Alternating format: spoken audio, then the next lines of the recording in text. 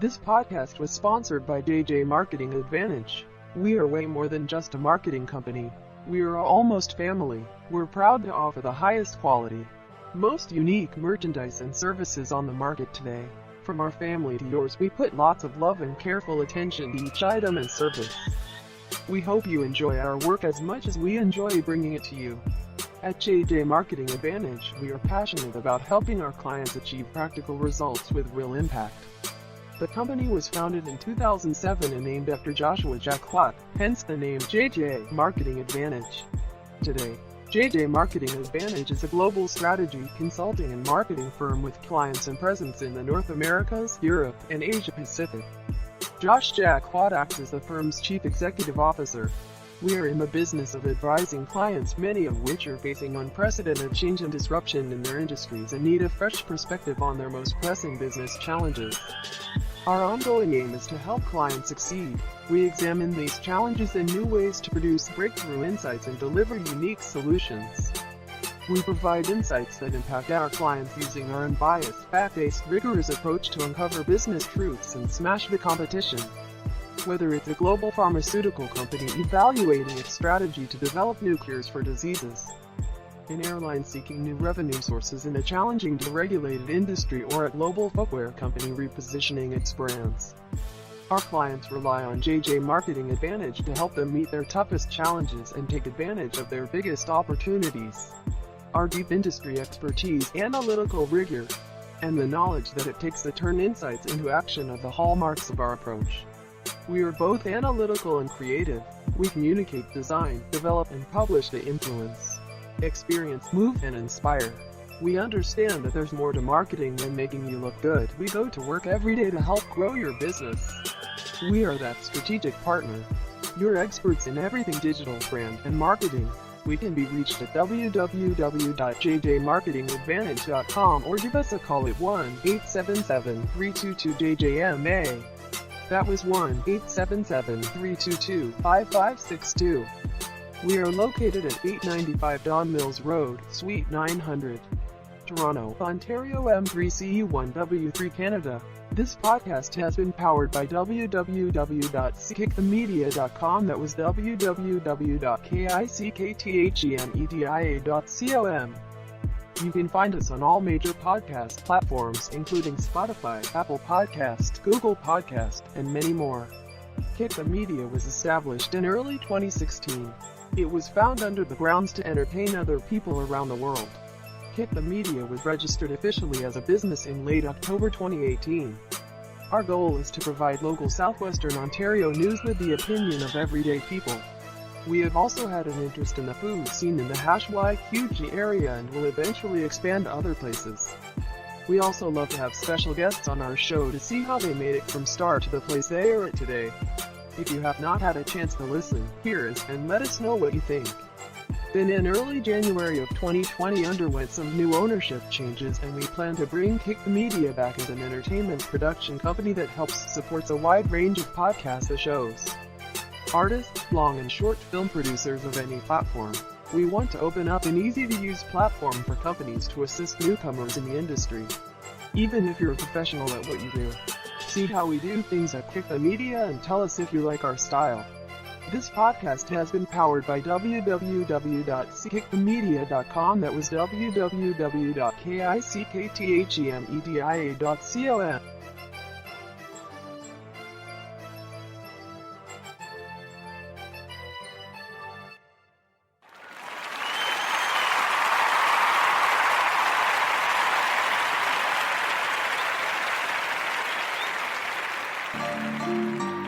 Phone Tag News was inspired based on the game called The Telephone.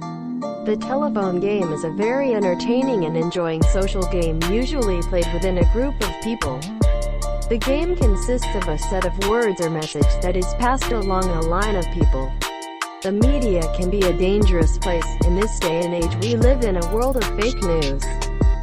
Same stories, different spin from journalist to journalist. We want to bring realism back to the media. We cover any local topic news, Windsor, Ontario, and as of 2020, we have expanded to national and North American news. The game of telephone is a classic icebreaker and party game. It's easy to set up and a lot of fun to play. You and your friends will try to pick a word or phrase, pass it on by whispering it to someone next to you, and have fun seeing how much it changed during the game. All you will need to play is a couple of friends, a word or phrase, and a quiet whisper. And without further ado, we bring you an episode of Phone Tag News, powered by www.kickthemedia.com. That was www.kickthemedia.com.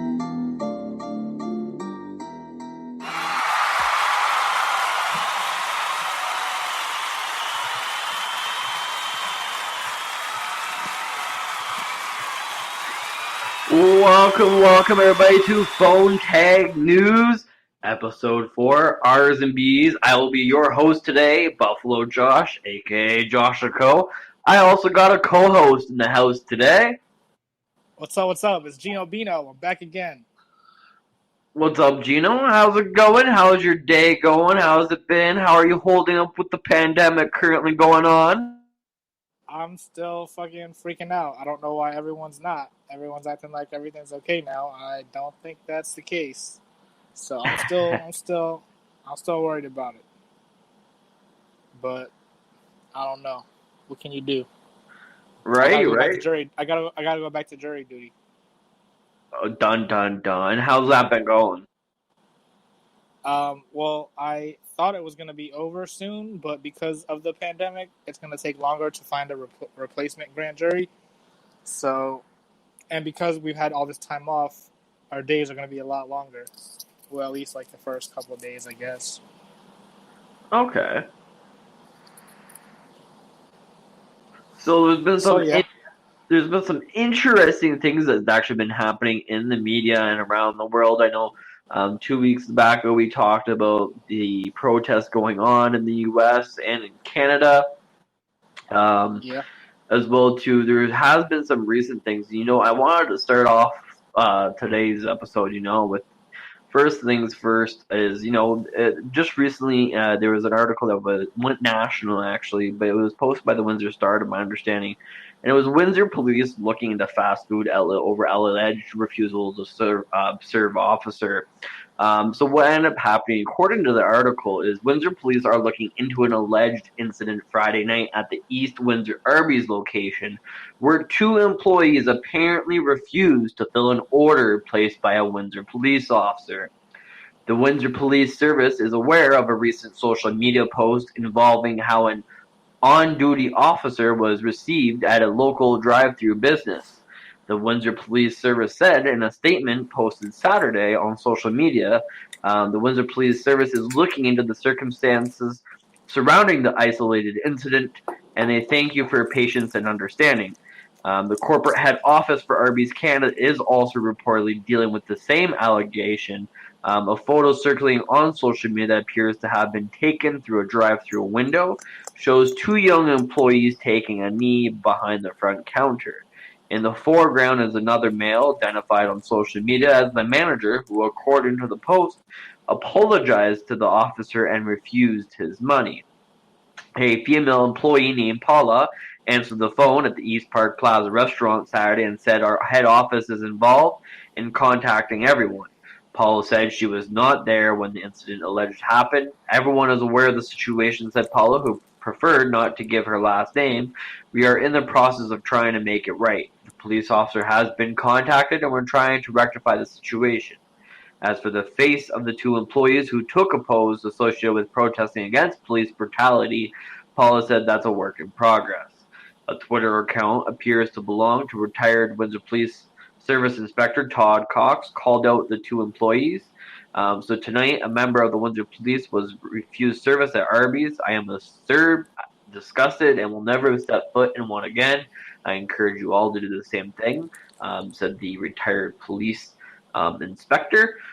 Some took social media to declare the incident fake, but others shared their incidents that had happened. This is how not we treat our first responders. Keep the hatred of police in the U.S., wrote on a Facebook post. Another Facebook post said, "I'll be calling them tomorrow and telling them I refuse to participate in their business ever again." Email requests for comments from Arby's Canada and from the Windsor Police Communications Branch were not immediately answered Saturday morning. The Windsor Star has not independently confirmed the authenticity of the photos circulating on social media. So, what are your thoughts and suggestions from this article and what I've just read? I'm not sure how it is in Canada, but I'm pretty sure like a lot of establishments, they have the right to refuse service to anyone. Isn't that right? So, I mean, honestly, like they don't give you a lot of information on what happened before that. Like the cop could have been an asshole for all we know. You know what I mean? But if it wasn't anything like that, even if it was just oh, he's a cop, so I don't want to serve him, that's totally within their legal right to do that, isn't it? Well, I mean, any establishment, any type of business can refuse a customer's service, right? I mean, there's always three sides to one story, and like exactly you said. I mean, there are some things that have been circling social media, and I wish I would have had them up here, but exactly like the other news outlets said, they haven't looked into it as far as the authenticity of the circulation of what's going on social media right now, right? So, I mean, my point of view, at the end of the day, I mean, if they're going to protest, they shouldn't be protesting during working hours. Do it outside of working hours if you're going to protest. I'm doing it at work. Refusing somebody is different than protesting at work. I mean, they're two different things. What do you think?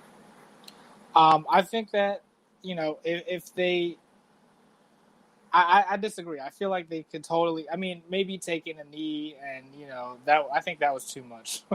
Definitely, they have the right to refuse service, though.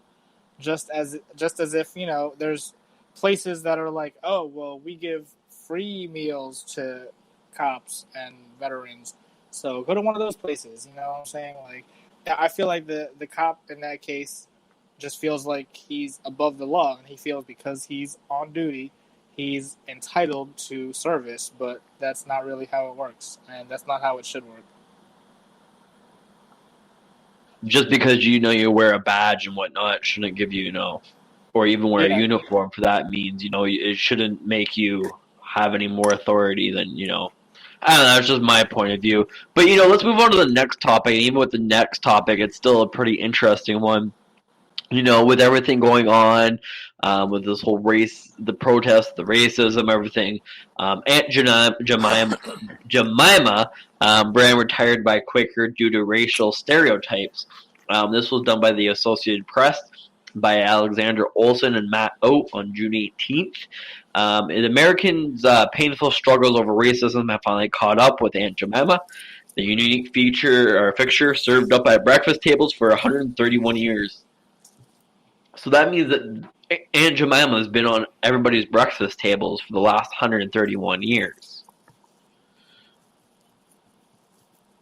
Yeah, it's crazy that they're trying to change it up now. Like, I mean, I don't really know the whole story behind it, but I've heard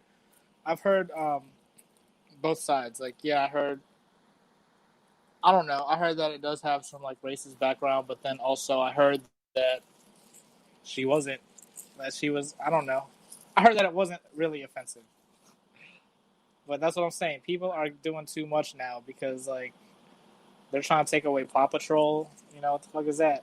That's a kid's show. Like, just leave that shit alone. But, like I said, I don't know the whole story. So, I don't know if you, were able to look any of that up as to what the background of Well, is. we are going to read it here, and we're going to get into it a little bit here. So, Quaker Oats announced Wednesday that it will retire the Aunt Jemima brand, saying the company recognizes that the character's origins are based on a racial stereotype. Indeed, the logo was inspired by the 19th century, the minstrel celebrating the mammy, a black woman content to serve her white masters. A former slave, Nanny Green, became the first face of the pancake product in 1890. Who was Nancy Green. And Aunt Jemima's downfall is the latest single of the most powerful culture movement unleashed by the Black Lives Matter protest, which we talked about. Me and you, we talked about it 2 weeks ago. Remember with the George Floyd? Yeah.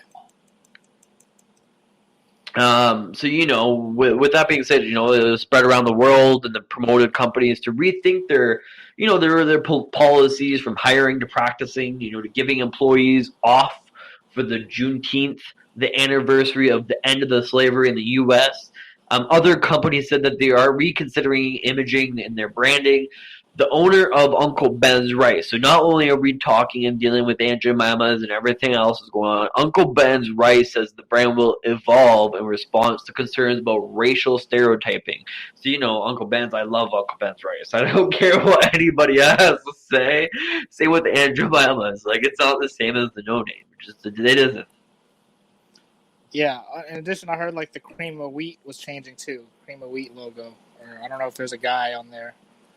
But yeah, I mean, honestly, like they were already getting there. I know that recently they also took off the lady off of the Land O'Lakes box, right?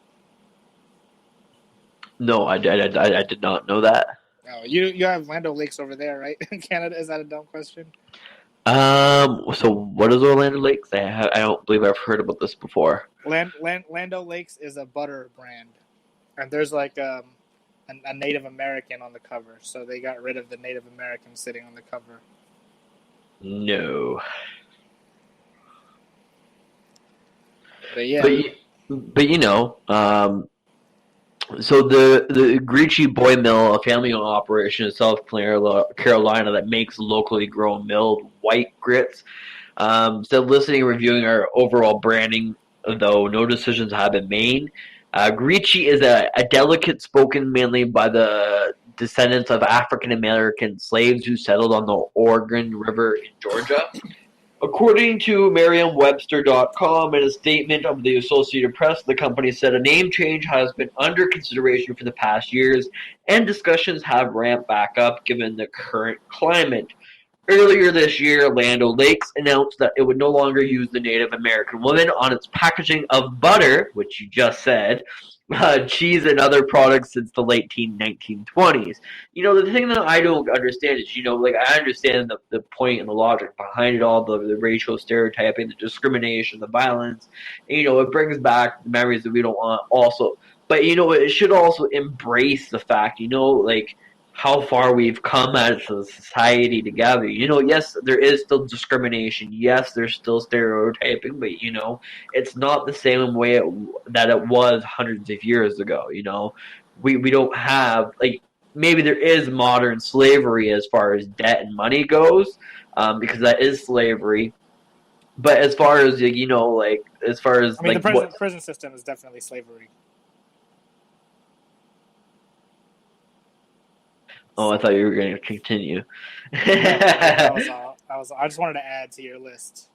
But just to let everybody know, we are live right now. This is the first time this year that we are live on Phone Tag News, so that is a little bit of a celebration. So if you guys can do us a little small favor, simply go to www.kickthemedia.com, hit podcast, and hit Phone Tag News, so that we can definitely get that view for that one live view, or 2 live views, or how many ever it is. But with that being said, after with the whole civil rights movement, but we're considering the images and raising questions about what they have enduring for so long in the first place, beyond the civil rights movement and ensuring decades of protests against discrimination and violence against African Americans. Nestle is Eskimo pie. Is also a huge thing they've been talking about and debate over Washington Redskins football team, right? Did you hear about that one? Yeah, and they've been talking about that for the longest time. So I'm surprised that wasn't one of the first changes that they made. And now is the perfect time since there's not supposed to be football this year, right? I'm pretty sure that's what Fauci said. Something like that. And as I'm reading on, Richardson said Aunt Jemima's exorcism is a dark comfort that some Americans take in the imagery of black servitude, so normalized that it's on their box of pancake mix. She said it was problematic that the Aunt Jemima is such a ubiquitous symbol of black feminism when there are so many real women who are, icons of African American history. The question becomes, do we want to hold on to images that are heartbreaking back as a past when blacks were servants and expected to know their place, or people who are holding on to symbols or suggesting those tiny things of, don't want people to intend to send the message, but at the same time, we can't afford to send mixed messages. Quaker, which is also owned by PepsiCo, said in an overhaul pancake mix and syrup will hit shelves by the fourth quarter of 2020. The company announced the new name at a later date. PepsiCo also announced a 5-year, $400 million incentive to lift up black communities and increase black representation at PepsiCo. As far as I'm concerned, how do we know this wasn't a scheme, to do all this and to make sales go up, right? True. That's what I was thinking too. Honestly, like, as much as people cancel celebrities, like, I feel like they should cancel these brands. Like, I don't think it should just be as easy as be like, oh, well, we'll change it, because you already know what that company represents almost. So how come they kind of, I don't know, like, what are they changing it to? Do you know what they're doing? It's still gonna taste like Aunt Jemima and Uncle Ben's, because the recipe's not changing. It's just the brand.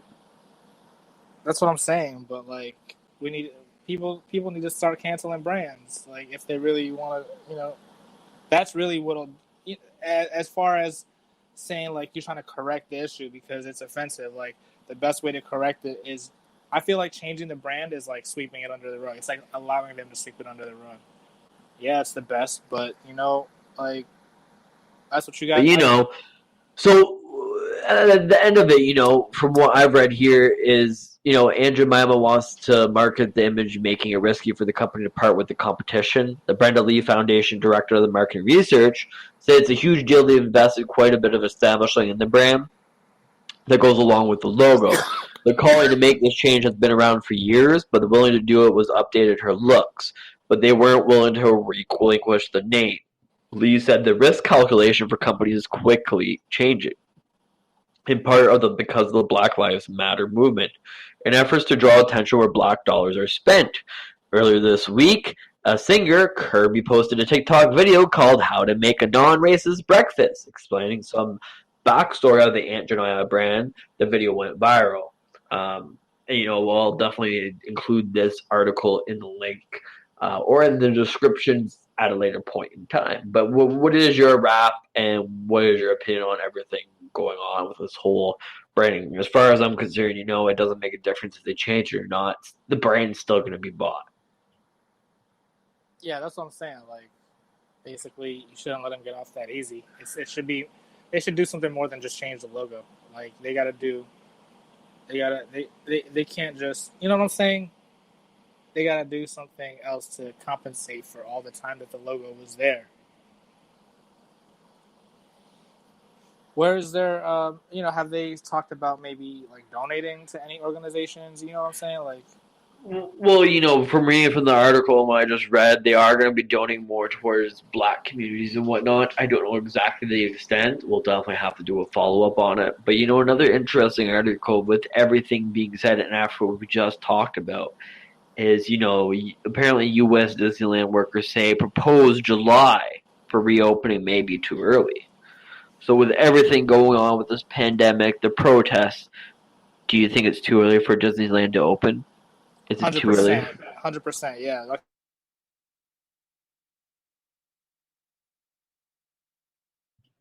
Are you still there?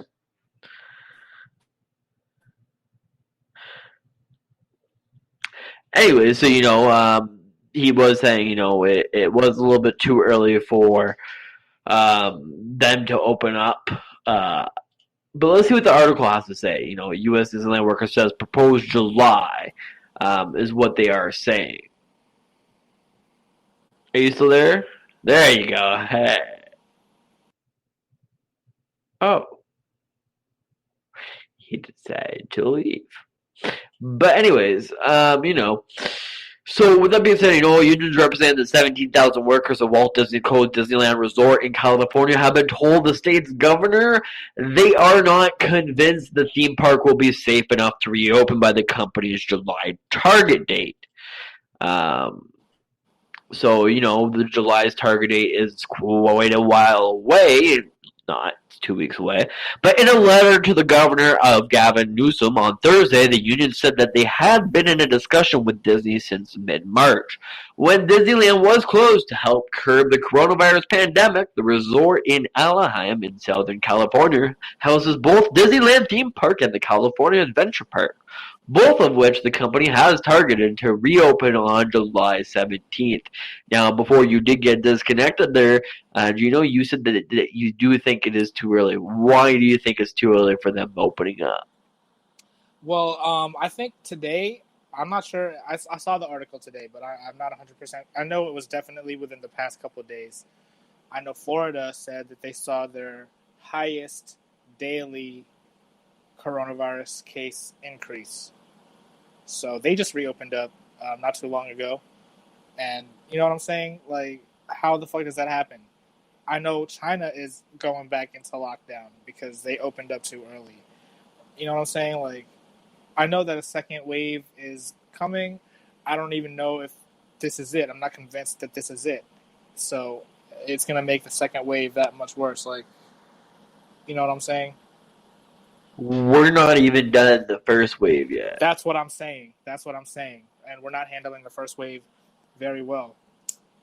We haven't even hit that peak point. You know, I do hear some scientists, some doctors, or whoever it may be in the medical profession, you know, that we've hit that peak point. I truly believe we have not hit that peak point yet. We have seen a little bit in New York. We have seen a little bit in Quebec and in other countries around the world, but we haven't seen it yet. We're still in the first set. Exactly. And I know that they, like, Maryland has apparently done a really good job. Hogan definitely, he was one of the first governors to, like, declare a state of emergency when it happened. So I think that's why our numbers are pretty low. And a lot of people here aren't taking it seriously. You know what I'm saying? But I know it's bigger than just this area.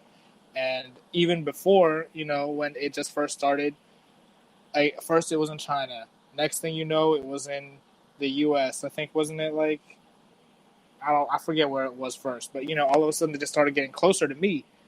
And now, you know what I'm saying? Like, I just don't want that to happen again, where it's like feels like it's getting closer and closer again, because it got really close. It started to go away. Now it's like coming back again already. And we didn't finish the first wave. This is the second half of the first wave.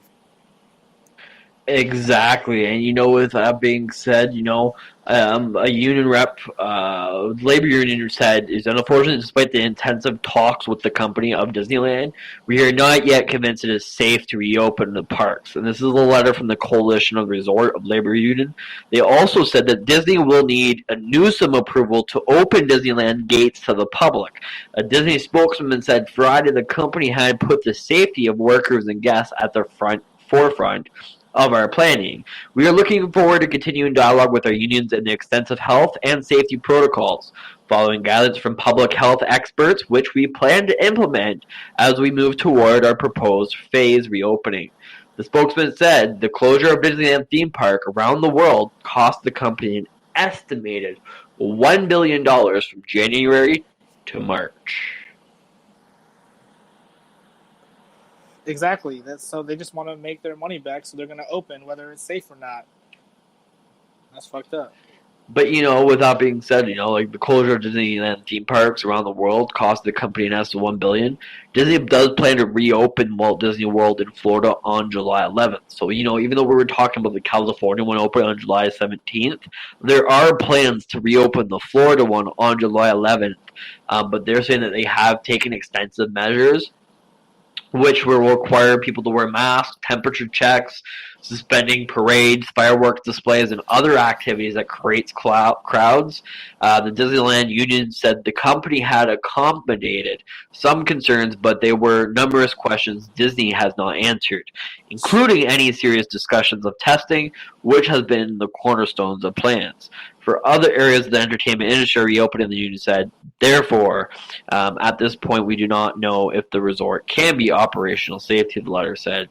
You know, as far as big things, you know, I know everyone's anxious to getting back to normal life, but, you know, going back to crowded areas, I mean, if you look certain areas in the States, I don't know exactly what state, but where they were having major protests, their corona cases have doubled or tripled almost after a week and a half, because it does take almost 14 days for the coronavirus to fully have full effect. That's what I'm saying, though. When they opened up these places, didn't they already have these safety measures? Like when they decided to go into this first phase, they didn't have it. They didn't have these. So before all this whole thing happened, no. No, I'm talking about like the first time that Florida reopened and they started letting people go to the beach and stuff. They didn't have safety measures. I mean, I'm sure the public health officials had some sort of thing in line. I'm not 100% sure exactly what it was on point. Exactly, but I'm saying whatever it was, I'm sure that that's the similar. It's similar at Disney World, so it's like, is that really going to help? We don't know, but with that being said, we're going to travel right now to Brazil. Did you know that in Brazil passes the 1 million coronavirus cases with no end in sight? Apparently, Brazil passed 1 million coronavirus cases on this past Friday, approaching about 50,000 deaths. A new nadir for the world's second worst hit country as it struggles with tense political climate and worsening economic outlook. Second only to the United States in both cases of death. Brazil confirmed its first case of the novel coronavirus on February 26th. The virus has spread relentlessly across the continent-sized country during support for the right wing of President Jair Bolsonaro and raising fears of economy collapse after years of economy growth. Just hearing that is like, wow, what do you think about, Yeah, no, I just heard that too, and they were aren't they like almost about to be the leader in like the country with the most cases? I thought that was crazy. I don't know. I don't really know much about population size, but are they saying that it's like a lot for the amount of people that are there? Like, is it's the percentage that's a lot, or is it because there's a lot of people there that it's a lot? Well, they are saying that they are the second worst hit country. I mean, I truly do also believe that third world countries will actually surpass first world or even second world countries will surpass the first world countries. Yes, the United States is falling behind right now, which, to be honest with you, I'm very disappointed in. I really thought the U.S. would have done better. Sorry for all the Trump lovers out there, but he's definitely not the right president for this type of situation, that's for sure. Yeah, that's why I said, like, Hogan did a really great job. And Como also in New York. They're the ones that really, like... And that's why I'm, like, super confused, because a lot of people like to... I mean, I'm not a Trump fan either, but, you got Joe Biden coming out of nowhere criticizing Trump for what he's been doing wrong, yet where has he been this whole time up until now? Even Bernie Sanders had, like, press conferences where he would talk about it. There's, like, you know what I'm saying? Everyone had their input, and I feel like, I don't know. You know what I'm saying? I don't want to like, put the wrong energy out there, but, you know what I'm saying? I'll be honest right now. Like, I don't even vote, so, like, fuck that. I don't trust any candidate. You know what I'm saying? But, like, that's weird to me. You should vote. Voting does make a huge difference. But with that being said, so apparently Brazil reported about 1,032,913 confirmed cases on Friday, with about 1,206 new deaths, totaling official about 48,954. The health minister said Friday also saw a new record daily number of cases with 54,771. Suggesting the outbreak is far from over. Brazil is likely to surpass the 50,000 deaths on Saturday, which is just past us yesterday. Weekend reported can be lower.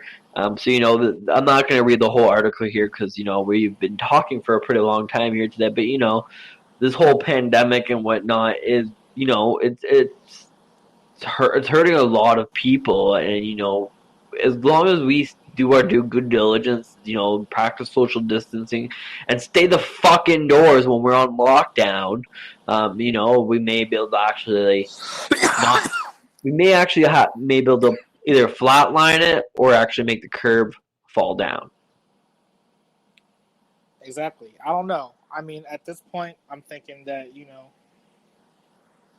Hogan or Cuomo should have been president. Like, I heard one of them. Well, I don't know. There were rumors that Hogan wanted to, and people were asking for Cuomo to, and he said no. But you know what I'm saying? It just shows you like it just goes to show you that the president, like, they don't really know what they're doing. Everyone, it's, you know what I'm saying? It doesn't matter who the president is. There's always going to be other people in control. You need to like start paying more attention to more people than just who the president is. Let me say this, because coming from my own personal experience, trying to run for president of the UAW, United Auto Workers Union of Local 2501, located out of beautiful Wallaceburg, Ontario, the last UAW office located in Canada, actually. Something that I've learned a lot. It doesn't matter the point of who you have in that spot. It's the fact of sticking together with your brothers and your sisters. So it doesn't matter who you have in charge. For example, we have Justin Trudeau in Canada as our prime minister. You guys have Donald Trump as your president in the United States. Now, I thought Trudeau was good. You guys don't like Trudeau? Is Trudeau bad? I mean, there's pros and cons to everybody, right? Personally, I'm not a liberal. I'm a conservative. Most of my life I was neutral and I was an NDP person. At some point in time, I became a People Party of Canada for a few days. But now I am conservative. There's multiple reasons why I'm conservative, because the area I live in is more of a conservative area. The person who is in my area, Bob Zimmerman, he's done a very, very good job. He's brought a lot of jobs in there. He's done a lot of good things. But the end of the point where I'm trying to get at, where I'm trying to go with this, is, it's not the fact of who's at the top. It's who the fact is who's in charge at your state, who your governor is, who at the lower level is, because those are the people who are going to make the difference. The guy at the top ain't going to make as much of a difference. Look at the governor of New York, how much good he's done, right? There's just, you have to look at it, and it matters with the citizens. If we start having riots and protests of what's going on in the U.S. and in Canada and around the world, we're not going to solve everything. We need to unite as one and come together. That's just my opinion. What are you saying? But how do you? Okay, we come together, and then what? Who gets what they want? Everyone wants different things. Correct, everybody wants different things, but we have to come to a solution. But what I'm trying to say is, we keep fighting each other and picking sides, we're not going to solve anything. It's just like when you mentioned about the whole president thing and going back to the union thing, right? It's the fact of the union, the members, the brothers and sisters come together as one in order to make a difference. But with that being said, a lot of people, a lot of family members are having a lot of issues right now with cross-border family of trying to reunite. And they're having, should they not be required for the 15 stay? So a lot of people are inquiring, if people have family members in Canada, the U.S., who have been separated since March 2nd of the border closure, specifically in the Windsor-Detroit area. Recently, our Prime Minister, Justin Trudeau, approved a family reunification policy at the border, but with the stipulation of a 15-day quarantine. Given that a lot of people in Michigan are returning to work, I find it unreasonable to ask a visiting family member to stay for 15 days minimum. Michigan's COVID curve has flattened with all the measures that have been taken and now has started looming border restrictions to enable family members to visit each other safely as a border city. What do you think about this?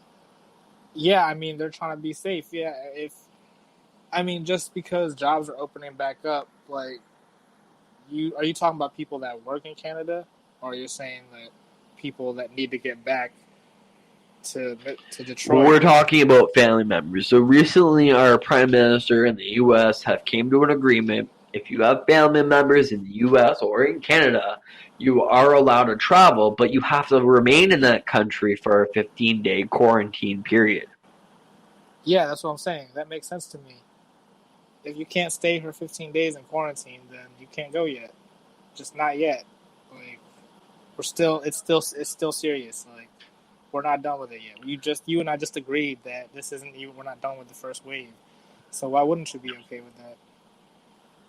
Oh no, I was just getting your opinion. I mean, we have to see how it goes. It's literally just a day by day thing. You know, it's one day at a time.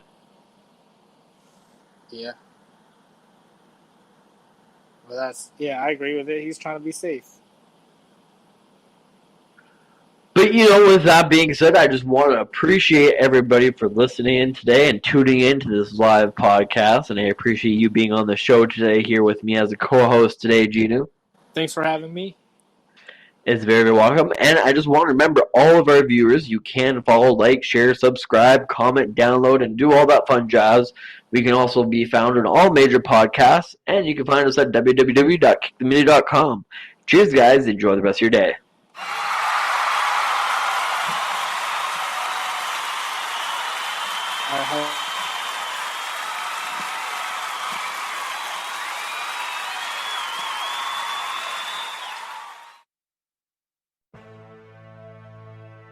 This podcast was sponsored by JJ Marketing Advantage. We are way more than just a marketing company. We are almost family. We're proud to offer the highest quality, most unique merchandise and services on the market today. From our family to yours, we put lots of love and careful attention to each item and service. We hope you enjoy our work as much as we enjoy bringing it to you. At JJ Marketing Advantage, we are passionate about helping our clients achieve practical results with real impact. The company was founded in 2007 and named after Joshua Jack Watt, hence the name JJ Marketing Advantage. Today, JJ Marketing Advantage is a global strategy consulting and marketing firm with clients and presence in the North Americas, Europe, and Asia Pacific. Josh Jack Watt acts as the firm's chief executive officer. We are in the business of advising clients, many of which are facing unprecedented change and disruption in their industries and need a fresh perspective on their most pressing business challenges. Our ongoing aim is to help clients succeed. We examine these challenges and new ways to produce breakthrough insights and deliver unique solutions. We provide insights that impact our clients using our unbiased, fact-based, rigorous approach to uncover business truths and smash the competition. Whether it's a global pharmaceutical company evaluating its strategy to develop new cures for diseases, an airline seeking new revenue sources in a challenging deregulated industry, or a global footwear company repositioning its brands, our clients rely on JJ Marketing Advantage to help them meet their toughest challenges and take advantage of their biggest opportunities. Our deep industry expertise, analytical rigor, and the knowledge that it takes to turn insights into action are the hallmarks of our approach. We are both analytical and creative. We communicate, design, develop, and publish to influence, experience, move, and inspire. We understand that there's more to marketing than making you look good. We go to work every day to help grow your business. We are that strategic partner. You're experts in everything digital, brand, and marketing. We can be reached at www.jjmarketingadvantage.com or give us a call at 1-877-322-JJMA. That was 1-877-322-5562.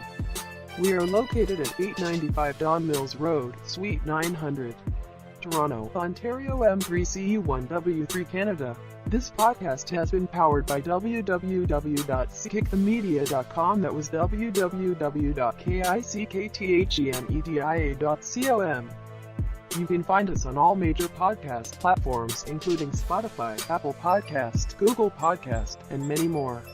Kick the Media was established in early 2016. It was found under the grounds to entertain other people around the world. Kick the Media was registered officially as a business in late October 2018. Our goal is to provide local Southwestern Ontario news with the opinion of everyday people. We have also had an interest in the food scene in the Huge area and will eventually expand to other places. We also love to have special guests on our show to see how they made it from start to the place they are at today. If you have not had a chance to listen, hear us, and let us know what you think. Then in early January of 2020 underwent some new ownership changes, and we plan to bring Kick the Media back as an entertainment production company that supports a wide range of podcast shows. Artists, long and short film producers of any platform. We want to open up an easy-to-use platform for companies to assist newcomers in the industry, even if you're a professional at what you do. See how we do things at Kick the Media and tell us if you like our style. This podcast has been powered by www